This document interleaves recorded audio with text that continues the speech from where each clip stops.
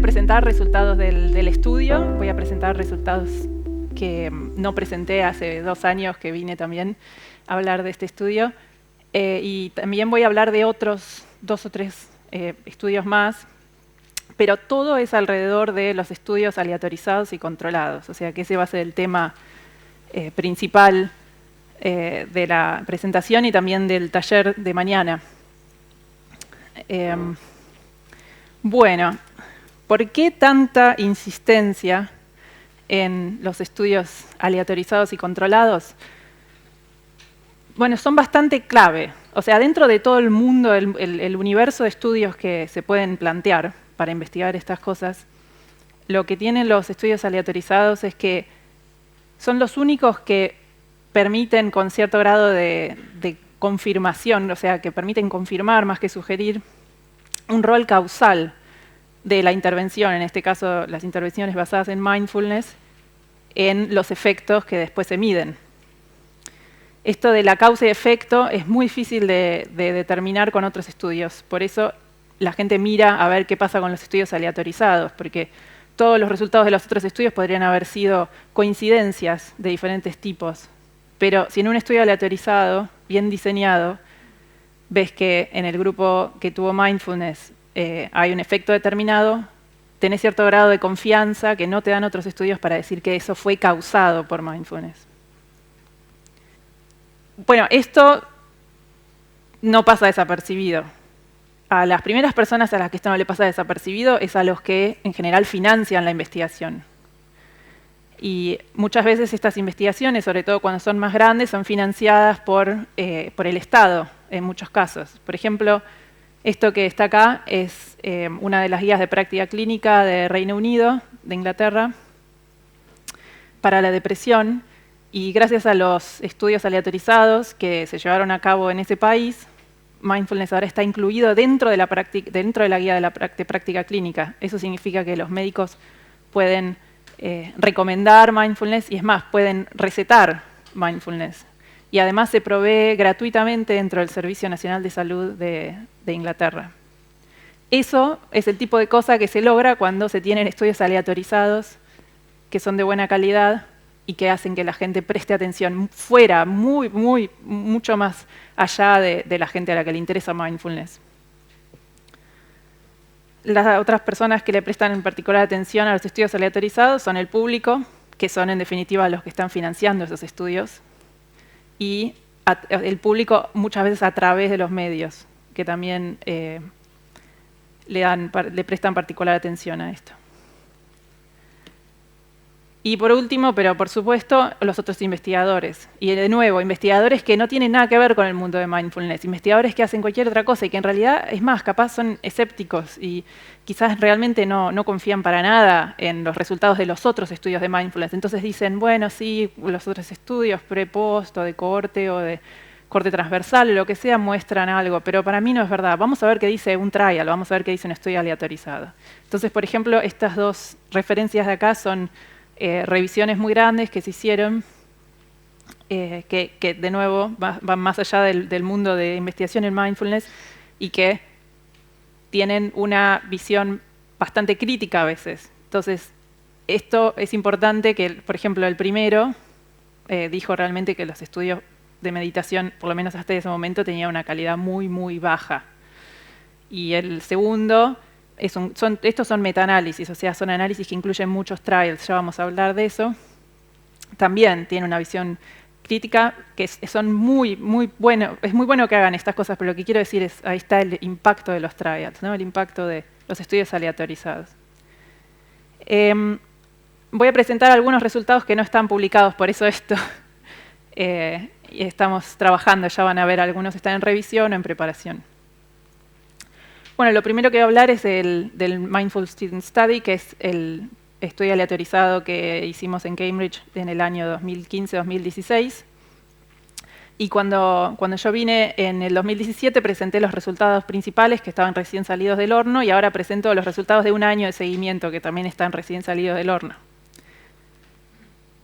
El contexto para este trial voy a resumirlo, alguna gente ya estuvo, pero igual para la gente que no estuvo en esa presentación y además que fue hace mucho, esto va a ser importante. Entonces, el contexto era una preocupación por la salud mental de los estudiantes y una observación importante por motivos económicos también, que la demanda del servicio de atención psicológica de Cambridge, que es bastante grande, de la Universidad de Cambridge, creció un 32% en 5 años y sigue creciendo.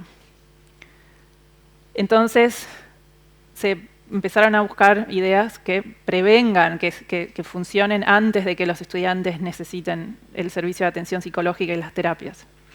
Y observaron, o sea, ellos empezaron a probar unos tallercitos chiquitos con poca gente de diferentes cosas, y el taller que siempre se llenaba y que tenía lista de espera, el de mindfulness. Y que además los estudiantes era como se decían unos a los otros, anda a ese taller. Entonces, lo que plantearon es, vamos a hacer un piloto de 3 años en el cual ofrecemos mindfulness mucho más abiertamente, con una provisión más grande, y vamos a evaluarlo, y vamos a ver qué pasa. Si eso funciona, lo ofrecemos a largo plazo. Para saber si el piloto funcionaba o no, nos llamaron a nosotros, y de hecho me dieron trabajo a mí, con este estudio, y la hipótesis principal era que el curso de mindfulness iba a reducir el distrés, o sea, el estrés negativo de los estudiantes, el estrés que lleva a angustia y a depresión y ansiedad. Ese estrés se iba a reducir durante la época de exámenes, que es el momento pico, es el momento en el cual los estudiantes acuden más al servicio de atención psicológica. Y esto en comparación con un grupo control, que en este caso fue el soporte usual que tienen los estudiantes allá.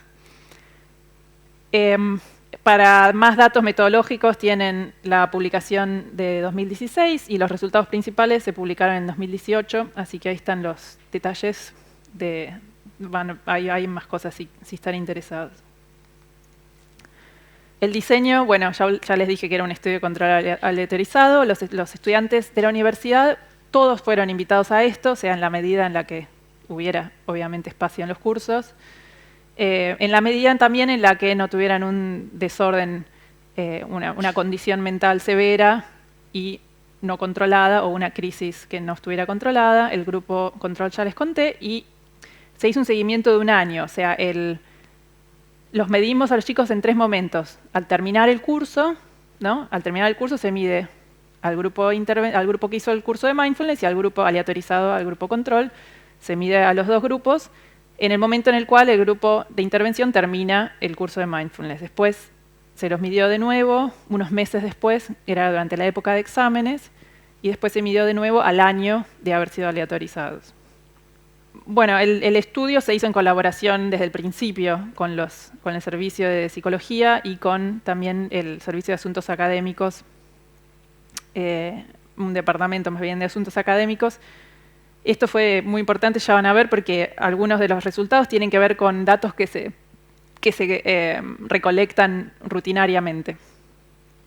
Entonces fueron provistos por ellos, en vez de tener que preguntar cuestionarios y nada más.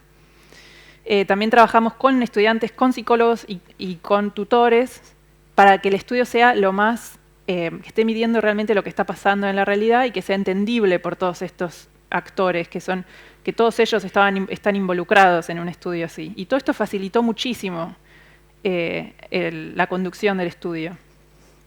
Teníamos un comité independiente de monitoreo de datos y medíamos los efectos adversos posibles, y ellos eran los que determinaban si estos efectos estaban relacionados con mindfulness o no. En realidad, eventos adversos. Y así que bueno, eso era un comité independiente de nosotros, de los investigadores del estudio, y también el desarrollo de la intervención fue independiente, o sea que nosotros no desarrollamos la intervención y no teníamos un interés particular en que esa intervención fuese exitosa o no. De hecho, la mayoría de los investigadores no tienen ni idea de lo que es mindfulness, prácticamente soy yo la que tiene una idea y un interés más importante.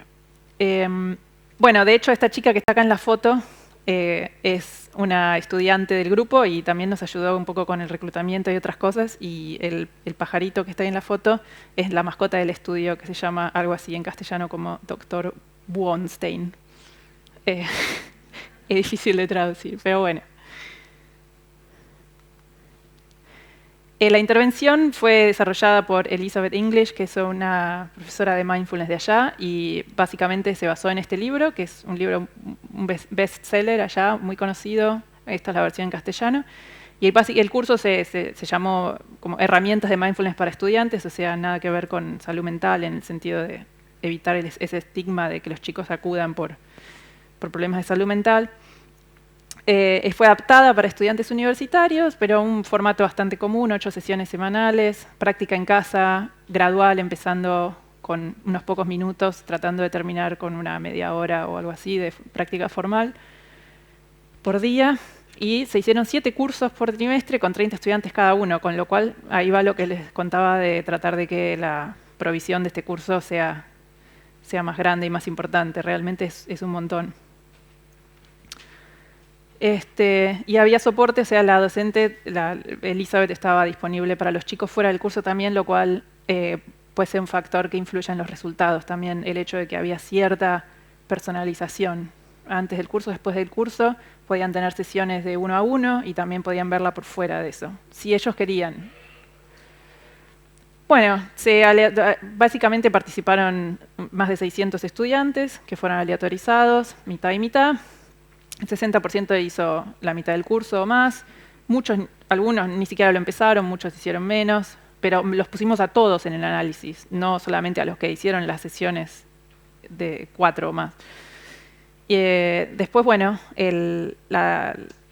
más o menos el 80% completó las encuestas al terminar el curso, el 70% más o menos en época de exámenes y un poquito más del 50% durante el año de seguimiento, que es lo que voy a hablar más que nada ahora. O sea que son bastante bajos, sobre todo el año de seguimiento, los niveles de respuesta, y eso que realmente intentamos que fueran más altos. Bueno, esto es lo que pasó con el grupo de la intervención. Por supuesto que el otro grupo no... Bueno, intentamos que no es que le dijimos que no meditaran, así que algunos de hecho meditaron en el grupo control, pero un porcentaje muy bajo, y esto es lo que le pasó al grupo de intervención. Como ven, o sea, los resultados que son de post-intervención básicamente están midiendo lo que pasó durante el curso, ¿no? Porque si les preguntamos al terminar el curso, bueno, ¿cuántas horas por semana estuviste meditando? Entonces eso fue lo que pasó durante el curso, y esto replica bastante los estudios que hay que preguntaron esto previamente. O sea que durante el curso practican, pero después baja muchísimo la cantidad de horas que hacen de meditación diaria. Esto es la práctica informal, o sea que lo preguntamos separadamente. La práctica formal sería el sentarse a meditar o el hacer los ejercicios con el CD, ¿no? El establecer un tiempo para eso. Y la práctica informal sería mientras estás haciendo tus actividades cotidianas, por ejemplo, el comer con atención plena, o lavarte los dientes, o caminar, pero mientras estás yendo a un lugar, esas cosas. Entonces esto lo preguntamos con una escala de frecuencia, más que de horas, porque es más difícil de pensar en términos de horas. Y es interesante ver cómo esto sí se mantuvo. O sea, es más chiquita la pirámide porque menos gente contestó el cuestionario, ¿no? Y esto es número de participantes. Pero como ven, el patrón se mantuvo mucho mejor que el de práctica formal. Bueno, esto no es para que... no voy a pararme a explicar eso, pero eso es un modelo con el que a veces trabajamos. Son modelos que hacemos estadísticos para ver los efectos y considerar en la medición de los efectos varios parámetros, ¿no? Varios parámetros que podrían estar influyendo para que se reduzca esa influencia y podamos ver más puramente el efecto de la intervención, y además podamos hacer el mejor uso de los datos para reducir la incertidumbre alrededor del efecto. Entonces, en este caso es un modelo de curvas latentes de crecimiento. Y estos son los gráficos que salieron del modelo. La verdad es que vimos que esto es medido al año, pero básicamente, en realidad es medido hasta el año, más que al año. O sea, esto es el basal, esto es al terminar la intervención, esto es durante los exámenes, y esto T3 acá es al año. Y esto es un modelo, o sea, esto estima qué es lo que pasa. Esto no son exactamente los puntos de medición del estudio. Esto es un modelo basado en los puntos de medición del estudio, basado en la muestra del estudio, que estima lo que pasa ahí afuera, en la población en la que, de la que el estudio está sacando la muestra. Por eso esto no tiene importancia si esto debería estar en un punto, porque empezaron acá siendo iguales, pero esto es, como les decía, parte del cálculo del modelo. Entonces, esta parte de acá, esta parte de acá, son las importantes. Esto es, el resultado es distress, o sea, acá más distress en la medida en la que subimos, y acá, en la medida en la que nos movemos, es el tiempo, ¿no? Entonces, este es el grupo control, esto es lo que pasa sin mindfulness, básicamente, y esto es con mindfulness. El grupo control, como ven, empezaron más o menos relajados el año académico, esto fue el principio del año académico, después se empezaron a estresar, estaban bastante estresados acá también para la época de los exámenes, y esto es al comienzo del siguiente año académico, o sea que se volvieron a relajar. Y acá es lo que pasa con mindfulness según este modelo. Esto parece un efecto gigante, no es un efecto gigante porque acá están las escalas están manejadas para que se vea el efecto. Pero es un efecto moderado, es un efecto que está muy bien. Bueno, esto de acá está separado porque es una escala de bienestar, pero por eso está exactamente opuesto. El bienestar baja, se mantiene bajo durante los exámenes o baja más y después vuelve a subir. O sea que vemos en espejo, ¿no? Y estas son las escalas, las subescalas que tiene esta escala. Esta es una escala de distress que tiene 34 ítems y dentro de esa escala del cuestionario hay cosas que miden diferentes aspectos del distress. Esto sería bienestar como esto, pero al revés, digamos, sería menos bienestar acá. Estos son síntomas psicosomáticos. Esto es funcionamiento en la vida, por ejemplo, relaciones sociales cercanas o relaciones menos cercanas y esas cosas. Y esto es riesgo de suicidio, de autoagresión o de agresión a otros. Como ven, los parámetros, los patrones son muy parecidos, o sea que no es que vimos que el efecto de mindfulness está particularmente relacionado con una de estas subescalas. La verdad es que está relacionado con todas. Bueno, este es otro modelo que lo que hicimos acá fue ver si importan las prácticas formales y las informales. Este es solamente para las formales y uno muy parecido se hizo para la práctica informal. Básicamente es aquellos que practicaron más, ¿obtuvieron más beneficio en términos de reducción del estrés? Y la respuesta para los dos es sí. O sea, si les interesan los valores de la P, por ejemplo, estaría acá. Esto es un poco difícil de interpretar, pero esto sería la influencia de meditar en el score. La influencia de meditar durante el curso en el score después de terminar el curso, la influencia de meditar antes de los exámenes, en el score antes de los exámenes, y la influencia de meditar durante el año, en el score al año. Y acá están los valores de P para cada una de esas cosas. Esto sería para práctica formal y esto sería para práctica informal. Bueno, esto fue bastante interesante porque esto no está tan claro en la literatura. En realidad, en muchos estudios muestran que la práctica formal no tiene efecto. La informal es muy difícil, muy pocos estudios la miden separadamente. Es también difícil de ponerse de acuerdo en cómo medirla.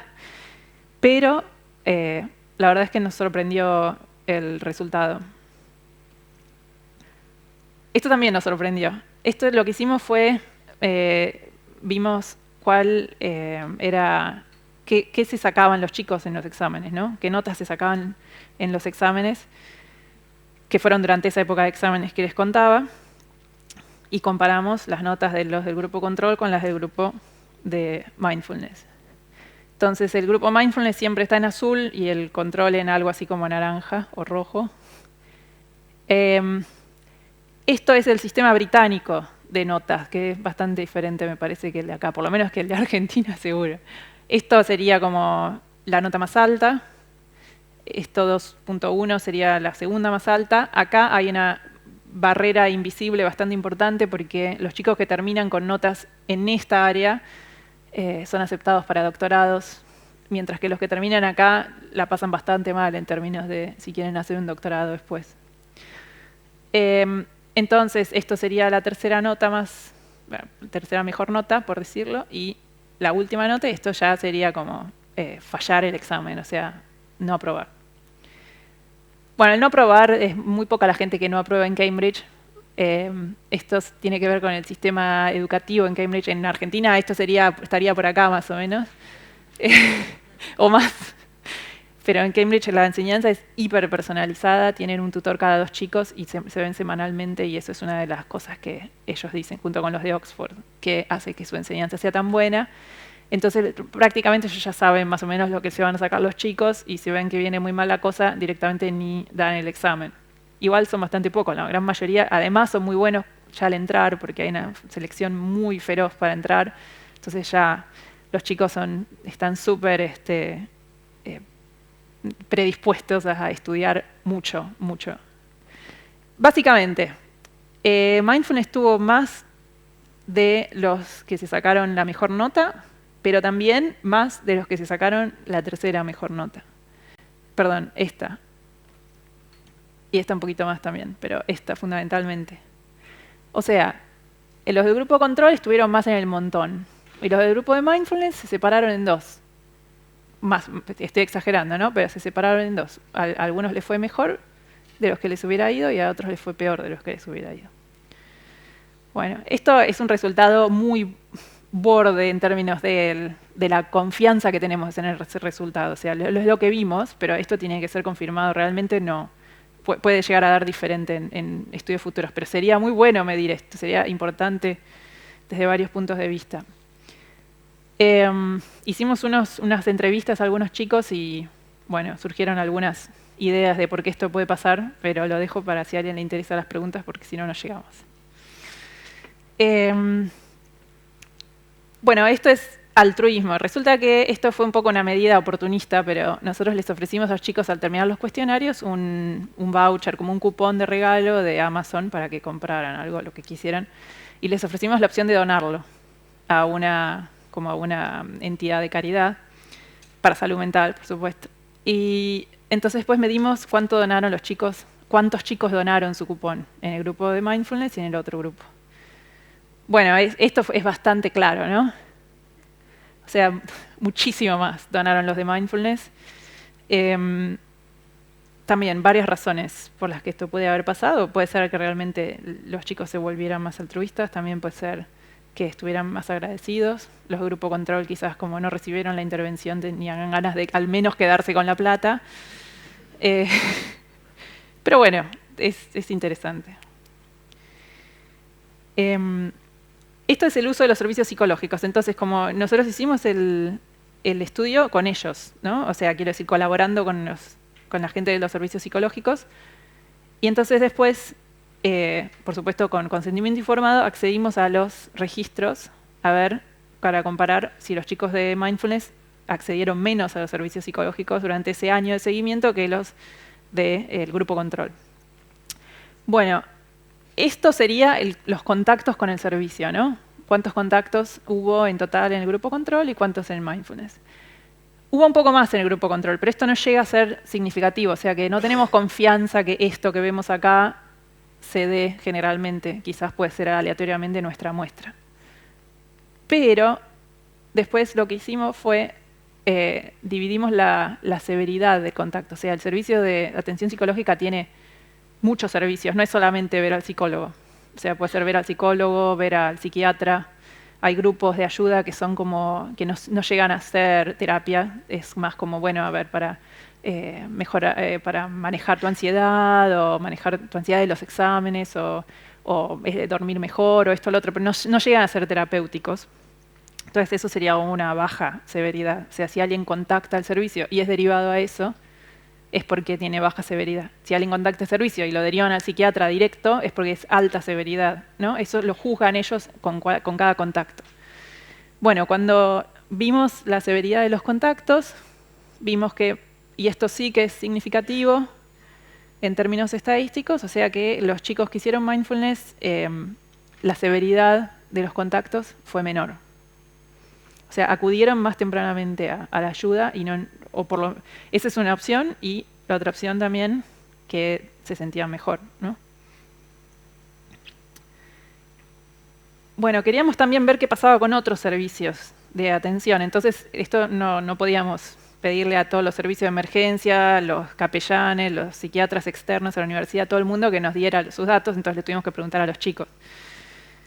Entonces, esto es autorreportado y ven que hay algunas diferencias. Una cosa que nos sorprendió es que una cosa que no habíamos considerado nosotros en las opciones del cuestionario es la ayuda de familia y amigos. Una cosa bastante obvia que no consideramos, pero ellos, como teníamos una opción otros, y que pudiesen describir, entonces muchos, bueno, por lo menos 20 o 30 fácil, describieron que acudieron a su familia y a sus amigos. Y eso fue mucho más en el grupo de mindfulness que en el otro. El resto, yo no encuentro un patrón muy claro y estadísticamente tampoco lo hay. De este estudio, los resultados yo creo que sugieren, con lo que les presenté hoy, que sí, o sea, hablamos de resiliencia, de menor distrés y mayor bienestar. ¿Por qué hablamos de resiliencia? Porque el efecto de mindfulness en distrés y en bienestar fue más grande, la diferencia entre grupo control y el grupo intervención fue más grande en las épocas de más estrés, en la época de exámenes y en la época de revisión. Por eso hablamos de que quizás mindfulness es más útil, por lo menos lo fue para estos chicos en el momento en el cual hay más estrés, o sea que es como que sacan a relucir sus habilidades en ese momento. Como hablábamos antes, una consulta más temprana a los servicios de ayuda. Esto también que ya lo dijimos, las prácticas formales e informales hacen una diferencia, o sea que hacer la tarea y meditar en casa y todo esto parece que sí hace una diferencia. Y la influencia en el rendimiento académico parece que la hay, no está muy claro cómo y en qué circunstancias, ¿no? Puede haber una variabilidad de acuerdo a la persona que no estamos pudiendo medir con este estudio y que es importante medir en futuros estudios. Hay dos limitaciones muy grandes. La principal tiene que ver con el diseño en sí mismo, que es que el grupo control fue pasivo. Entonces, esto no nos permite, si bien podemos decir que la causa de los efectos fue el curso de mindfulness, lo que no sabemos es qué del curso de mindfulness fue. Porque puede haber sido simplemente recibir la atención de una persona con cierta autoridad que está ahí, que dice que les va a mejorar el estrés. Entonces, cualquier cosa que haga esa persona va a generar, al menos autorreportado, una mejoría. Y esas cosas que se dicen factores no específicos. O sea que no sabemos si es específicamente el contenido de mindfulness o es otra cosa en el curso que es más general y que se da en muchos cursos, no solamente en mindfulness, que fuera el causal de los efectos. Y la otra es, bueno, datos faltantes, que tratamos de reducirlo, pero es muy difícil, sobre todo en estudios que no son clínicos. Entonces puede ser que los chicos que no hubiesen percibido ningún efecto, quizás ellos fueron los que no contestaron. Entonces por eso vemos los efectos positivos, porque los únicos que contestaron los cuestionarios son los que estaban contentos con lo que recibieron. Bueno, este es un pequeño estudio, voy a pasar muy rápido por pero lo que hicimos fue en 50 chicos del trial que les presenté, medimos algunas cosas en la sangre, y esto lo hicimos después, bueno, lo analizamos en conjunto con estos chicos. Una de ellas es Lori Turner, que está acá, que es la que hizo el análisis principal. Bueno, entonces, ¿qué medimos? Medimos células del sistema inmune con un método bastante avanzado que puede contar las células y distinguir los subtipos de células del sistema inmune. Y medimos también citoquinas, CRP, que es una proteína que es una sustancia en la sangre que marca un cierto grado de inflamación en los tejidos, y el cortisol. CRP puede ser que en castellano no sea CRP. Proteína C reactiva, perdonen. Ahí está, me acordé. Bueno, lo cierto es que este estudio también lo llamamos exploratorio porque la muestra fue bastante más chica que el estudio principal. Pero bueno, algunos de estos análisis, el de los tipos de células, es muy caro y realmente no pudimos hacerlo más gente. Pero bueno, sí que vimos un efecto de cierta respuesta del sistema inmune al estrés, pero no vimos diferencias significativas entre mindfulness y control. O sea que no pudimos ver ninguna traducción en el sistema biológico de lo que los chicos sintieron, contestaron y lo que vimos a través de la recolección de los otros datos. Pero puede ser un tema de tamaño muestral, o sea que no tuviéramos el poder estadístico para observar diferencias.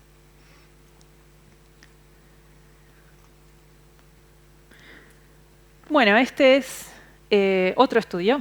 O sea, después del trial, y en realidad casi con el trial empezamos a decir, bueno, hay otros estudios más chicos, pero hay otros estudios de mindfulness en estudiantes universitarios. ¿Y qué pasa si los ponemos todos juntos? O sea, eso se llama hacer un metaanálisis. Una revisión sistemática es buscar los otros estudios, o todos los estudios que midieron determinada cosa, estudios aleatorizados, en este caso la revisión fue estudios aleatorizados. Y el metaanálisis sería, una vez que tenés todos los estudios, haces una especie de promedio, un poquito más complejo que un promedio común, pero bastante como un promedio de los resultados de esos estudios. Entonces puedes sacar una conclusión más general y tenés más poder estadístico porque sumás la muestra de un estudio con la del otro, con la del otro, con el otro y tenés más participantes en definitiva. Entonces eso te aumenta el poder estadístico para detectar diferencias más chicas.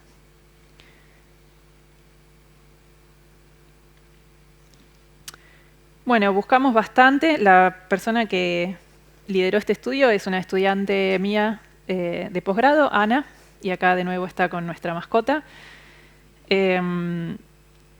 Y bueno, buscó bastante, buscó estudios publicados y estudios no publicados, que se llama literatura gris, como por ejemplo tesis o estudios que solamente se mencionaron en congresos y cosas así. Incluyendo también estudios que publicaron el protocolo, o sea, publicaron lo que iban a hacer, pero nunca publicaron los resultados. Nosotros publicamos nuestro protocolo para la revisión, o sea, el plan de la revisión prospectivamente, o sea, antes de hacerla, que también lo hicimos con el trial. Prospero es la base de datos donde están los protocolos de revisiones. Y utilizamos 2 revisores en paralelo para evitar errores lo más que se pueda. Una evaluación de calidad de los trials, o sea que evaluamos, además de poner todos los resultados juntos en un promedio, evaluamos la calidad de cada trial, a ver cómo es la calidad de esa evidencia, de ese promedio. Ese promedio está basado en trials de buena calidad o en trials de mala calidad. Hicimos un ajuste por comparaciones múltiples. Cuando se miden muchas cosas, que van a ver que medimos muchas cosas, es bueno hacer un ajuste, que también hicimos ese ajuste en el estudio biológico, que si no, en el estudio que les conté de la sangre, porque si no sí que capaz alguna diferencia había entre control y mindfulness, pero no sobrevivió el ajuste por comparaciones múltiples. Y encontramos 51 estudios aleatorizados, que esto fue, la búsqueda fue hace ya como año y medio, así que puede ser que ahora haya más. Bueno, esto no lo voy a describir todo, pero es para que vean cómo se ve un metaanálisis, ¿no? Esto es para un resultado en particular, que es distrés después de la intervención. Y con un grupo control pasivo. O sea, todo esto es solamente de distrés para el grupo, comparando con el grupo control pasivo. Cada una de estas líneas, de estas filas acá, cada una es un estudio. Cada una es un trial. De hecho, el nuestro está como por acá. Así que bueno, incluimos bastantes en este resultado. Y lo que van a llegar a ver, porque no creo que lleguen a ver ninguno de los otros números, es esto. Esto es una representación gráfica de los resultados. Cada una de estas líneas, de nuevo, representa un estudio. Y lo que se busca acá es que básicamente la línea esta horizontal, de qué lado está de esta línea vertical y si la toca o no la toca. Esta línea vertical es como la línea de no efecto, que no hay diferencias entre mindfulness y grupo control. Si la línea esta horizontal está completamente de este lado, significa que favorece al grupo de mindfulness, y si está completamente de este lado, significa que favorece al grupo control. Y si toca la línea vertical, significa que no está claro qué pasa, si favorece a uno o favorece al otro. Bueno, muchas veces lo que pasa es esto, ¿ven? O sea, algunas tocan, otras no. A pesar de que todos estos son estudios midiendo cosas muy parecidas, prácticamente lo mismo, pero ven cómo varían los resultados. Y esto es el promedio de estos de acá. El promedio es bueno, se lo representa como un diamante y las líneas del promedio, o sea, el ancho de esto es siempre menor que el ancho de las líneas individuales. Eso representa el poder estadístico, o sea que tenés más confianza en el resultado. Entonces, si el diamante está de este lado, favorece mindfulness. Y como ven, por ejemplo, acá 3 de los estudios dieron no efecto, o sea, no había claridad en el efecto. Solamente uno había claridad y el diamante muestra, bueno, el resultado que sería favoreciendo a mindfulness. Y cada uno de estos diamantes son grupos, son los estudios que están agrupados, o sea que los agrupamos de acuerdo a si la intervención, por ejemplo, era online o la enseñaba un docente, y de acuerdo al tipo de alumnos, si eran alumnos, por ejemplo, de medicina, de salud, o de cualquier carrera de ciencias de la salud, o si eran generales. Y la verdad es que en todos estos grupos, o sea, en mindfulness enseñado a través de autoayuda, o sea, online o a través de un libro, pero autoayuda, sin un docente. Tanto esos como los que tienen un docente dieron resultados positivos y en diferentes tipos de estudiantes también. Y este es el resultado final, o sea, es el promedio de todo esto. Está bastante claro a favor de la intervención. Bueno, básicamente es eso. Esto es un resultado solo. Y les quería mostrar, esto mismo se hizo para varios resultados. Entonces, por ejemplo, lo que vimos recién es la primera fila, que es esta de acá. ¿No? Este fue el metaanálisis más grande, o sea que cuando juntamos todos los participantes de cada estudio, lo sumamos, tuvimos más de 2.000 participantes para obtener ese resultado. Y después algunos números pasan en el 1000, pero la mayoría no. Porque los estudios primarios, los trials primarios, la mayoría son muy chiquitos, son inclusive menos de 50, a veces menos de 100, muy, muy chiquitos. En verde están los resultados que favorecieron a la intervención, algunos de ellos menos confiables que otros por la heterogeneidad. Esto es, si los resultados son muy diferentes entre los estudios, la confianza baja, o si hicimos algunos análisis de sensibilidad, que es como confirmar los resultados y esa confirmación no funcionó, entonces también baja cuánto confiamos en los resultados. Sesgo de publicación, la verdad es que lo evaluamos en varios, no en todos en los que pudimos, y solamente detectamos sesgo de publicación en depresión, lo cual un poco nos sorprendió, pensamos que iba a haber más sesgo de publicación, que significa que hay estudios negativos que no se publicaron y que no los vimos, entonces estimamos si hay un sesgo de esos o no con un procedimiento especial. Pero bueno, igual esto también con pinzas, porque puede ser que haya todavía sesgo de publicación y que no lo podamos medir bien. Pero bueno, entonces en distrés, bienestar, depresión, ansiedad, rumiación, todo esto está muy relacionado el uno con el otro. Autocompasión y mindfulness. Mindfulness, esto medido a menos de 3 meses de terminar la intervención o a más de 3 meses de terminar la intervención. Y algunos no dieron por lo menos no estaban claros los resultados, ninguno favoreció al grupo control, pero no estaban claros los resultados. Para todas estas, algunos puede ser que tengamos bajo tamaño de muestra, como represión de pensamientos, o sea, desrepresión sería acá. Pero bueno, otros simplemente puede ser que no haya ningún efecto, como en la presión arterial. También estamos hablando de estudiantes, la mayoría son muy jóvenes.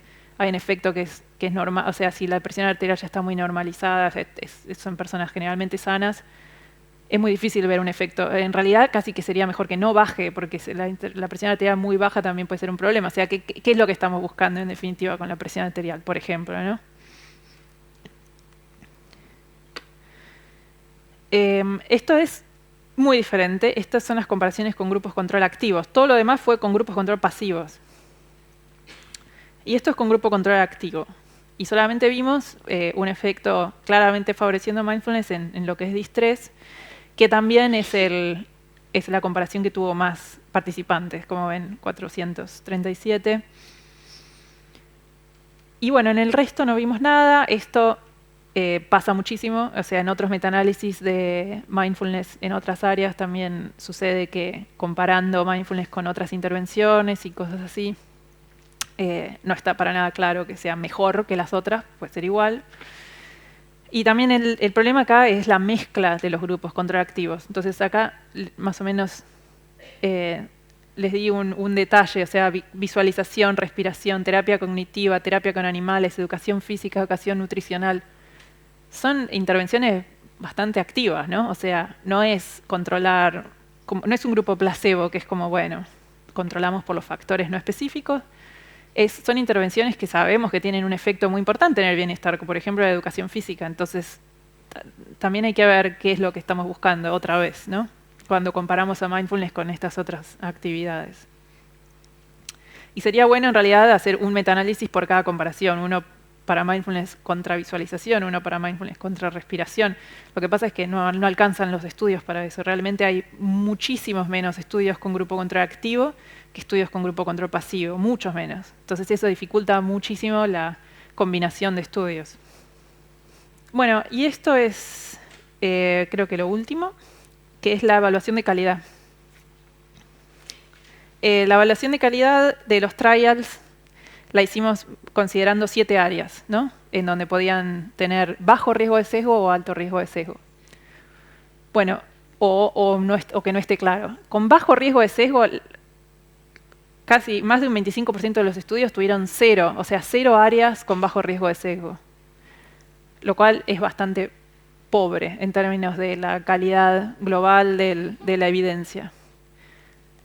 Menos de un 5% tuvo 4 áreas de esa evaluación de calidad con bajo riesgo de sesgo. Y es muy difícil llegar a 7 porque en realidad en los estudios de mindfulness no podemos hacer un enmascaramiento. O sea, a los chicos no les podemos mentir con lo que están haciendo. Saben que están haciendo mindfulness. Y esto es una de las áreas de calidad, de la herramienta de calidad que usamos. Entonces, buscar un 7 no está bien, pero me parece que se puede apuntar a mucho más que un 0 o a mucho más que un 1, que es la gran mayoría de los estudios está entre 0 y 1. Acá está por área. Entonces, ¿qué áreas se pueden mejorar? Aleatorización se puede mejorar claramente. Esto también quizás da para... Se puede charlar más en el taller mañana, por ejemplo. Pero explicar cómo aleatorizaron, asegurarse que lo hicieron bien. Tirar una moneda es un método válido. Lo pueden decir y ya tienen un tic acá. Ocultamiento de la aleatorización es simple también de hacer eso. Hay que saber qué es bien, entender bien qué es, pero se puede. Enmascaramiento de la intervención, como les decía, es muy difícil. Este 2% es porque hay un estudio de laboratorio que en el laboratorio con una intervención de 15 minutos se los puede llegar a engañar que lo que están haciendo no es mindfulness, pero no en un curso de 8 semanas. Enmascaramiento de la medición, eso se puede hacer en muchos casos, con cuestionarios no, pero porque el que mide es el mismo participante, pero con otras cosas se puede hacer. Y datos de resultados incompletos, esto bastante bien, el 49% tuvo bajo, o sea, esto significa áreas, porcentaje de los estudios que tuvieron bajo riesgo de sesgo, ¿no? O sea que acá, bueno, la mitad más o menos estuvo bien, pero esa otra mitad es una pena porque es muy fácil de manejar, esto de cambiar. Esto estuvo bastante bien, que la mitad obtuvo datos más o menos completos. Esto es una pena. Descripción selectiva de los resultados es un problema endémico. O sea, muchas de estas cosas que le digo no es solamente de mindfulness, es de todas las áreas, en general de psicología. En medicina está un poquito más, esto está un poco mejor, pero en todo lo que es salud mental esto es un problemón.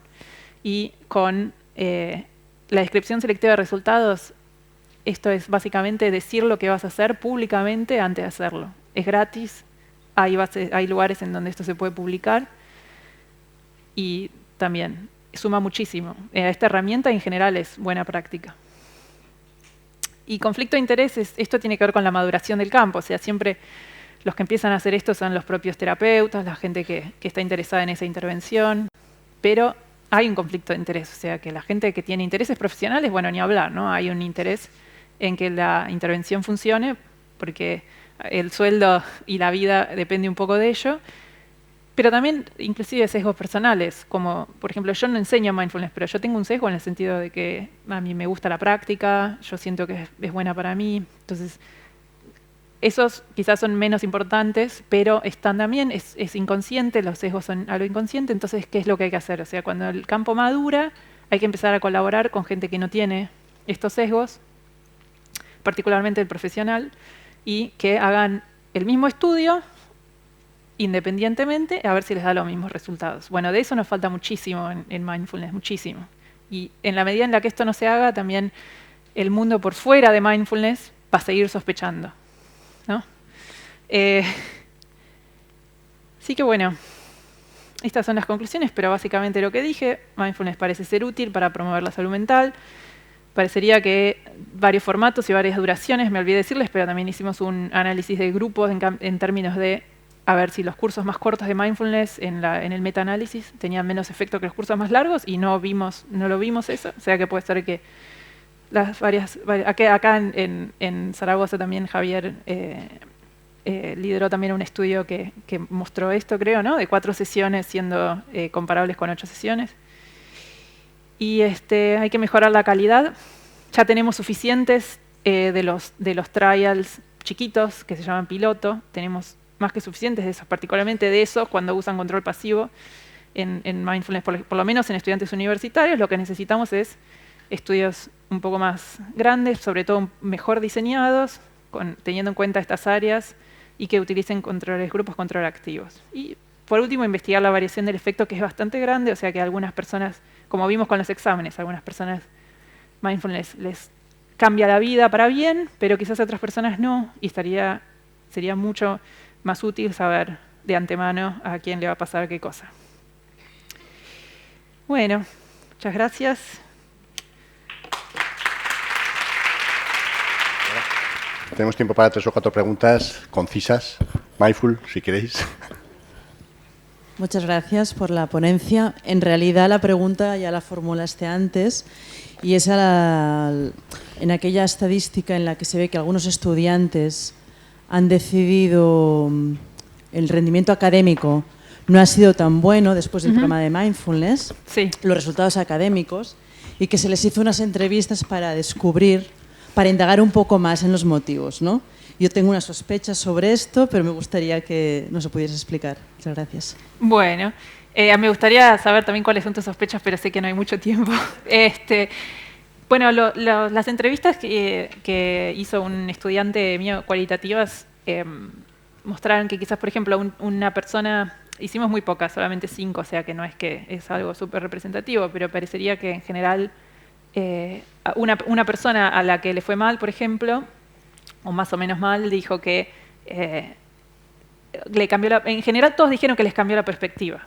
¿Sí? Empezamos por ahí, que tienen una diferente perspectiva del estudio, de su vida universitaria, y que es más amplia, y que contempla no solamente cuánto te sacas en el examen, sino otros factores, y mucho que tiene que ver con el autocuidado también. Entonces esta persona en particular, a la que no le fue tan bien, dijo que había planeado todo su estudio en términos de estudiar como loco a último momento, básicamente.